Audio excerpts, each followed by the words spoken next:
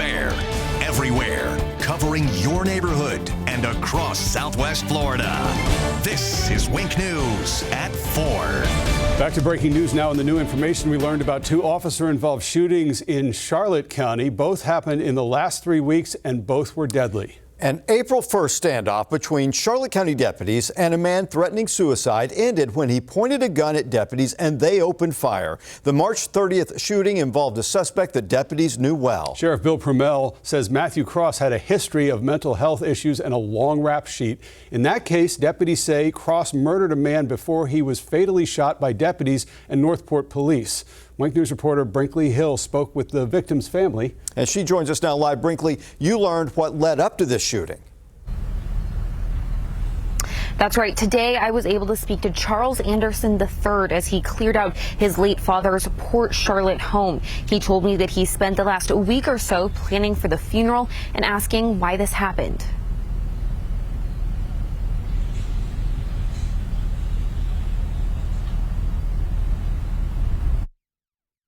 It was disbelief that he had been shot. I thought maybe something was wrong. Charles Anderson II lives in Texas and was told by local deputies his father had been killed.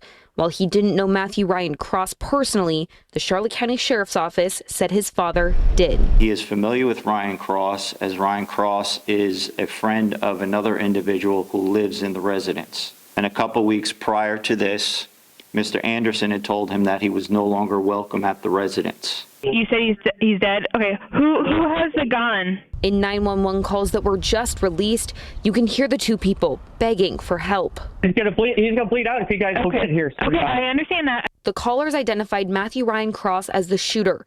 The sheriff's office sharing Wednesday, investigators believe Cross broke into the victim's home on March 27th, stealing several things, including a gun that Cross was holding when he was shot and killed by deputies days later. The sheriff's office says the same night as the burglary, someone shot at Anderson's home. You can still see bullet holes in the garage door. His son says their final conversation was about the burglary.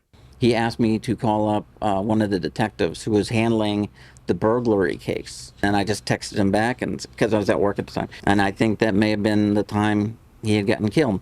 Anderson said his father spent years in the Navy before buying a gas station and working as a mechanic.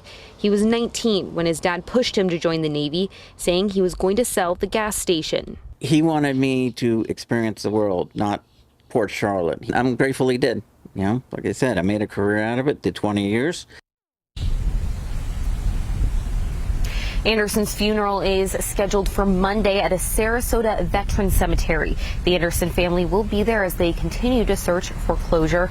The Charlotte County Sheriff's Office said they do believe that Cross acted alone in the burglary. Live in Charlotte County, Brinkley Hill, Wink News. All right, Brinkley, thank you. Let's bring in Wink security analyst and retired FBI agent Richard Coco now. Rich, when law enforcement approaches a person, what kind of intelligence or information can help them understand the risk?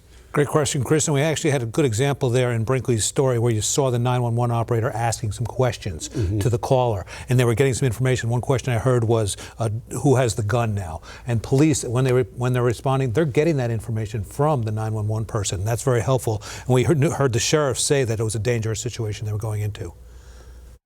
While deputies were on scene, they heard numerous shots being fired within the woods in that area. At one point, Cross came out of the woods along Hillsborough Boulevard, and he pointed a gun down toward where deputies were sitting. And Rich, once they have situational awareness, how do they take control of a situation? Well, that's having a tactical awareness, including situational awareness. We heard that question about the gun.